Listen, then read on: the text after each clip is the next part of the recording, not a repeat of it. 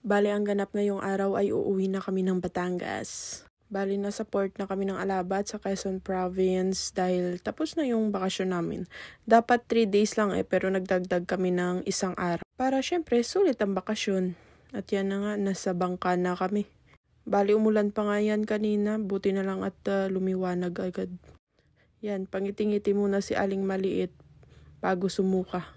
For the suka naman sa bangka si Aling Maliit dahil sobrang hilo, hindi nakainom ng Bonamin kagabi bago matulog. Kaya ayan, o diba, bagsak siya. Pero ako ito, chill, ina-appreciate ang dagat. At yan na nga, nasa bus na kami. Bali, papunta kami ngayon yan ng Lucena. Di pa kami uuwi niyan dahil sinamahan muna namin ang mama at kapatid ni Aling Maliit. At syempre, ayan, nasa jeep na kami. Bali, kakain nga muna kami at sobrang gutom na ako. Talaga niya at kumukulo na yung tiyan ko. Si Aling Maliit naman kailangan kumain. At yan na nga po. Nasa Jollibee Lucena na kami niyan. Bali, umorder lang ako ng pagkain at tamang antay-antay lang. Siyempre, papakabusog tayo dahil mahaba pang biyahe. At yan na nga po.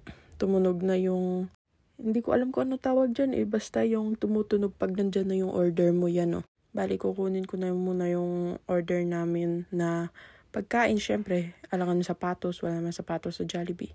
Char.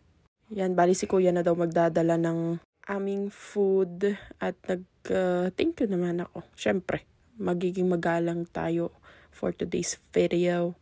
At yan, pabalik na ako kay Aling Maliit. At yan, bali nila pag na ni Kuya ang pagkain namin. At nagpupuyod pa si Aling Maliit.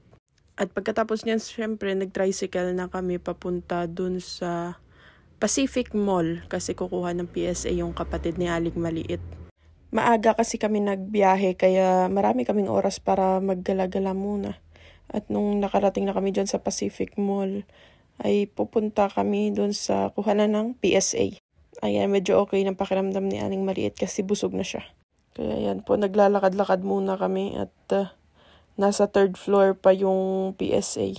At ang bigat na nga po ng dala ko.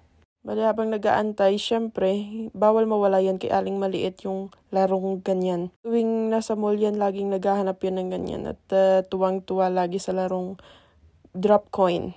Tapos ako, syempre, ayan naglaro ng Taken. Natalo rin sa round 3. Pero ilang round ako niyan bago ako matalo. Syempre, baka malakas yan sa Taken.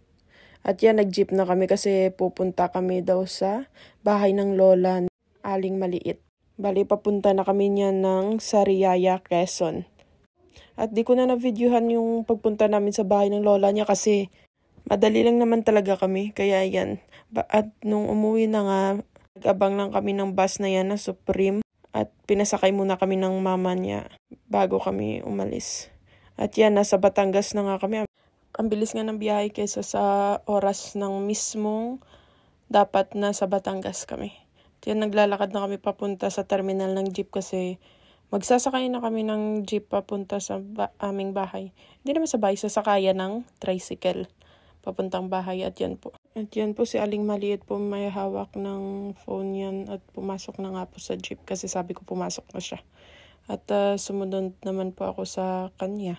Ayan, at umupo na nga. Nag-aantay pa ng ibang pasahero.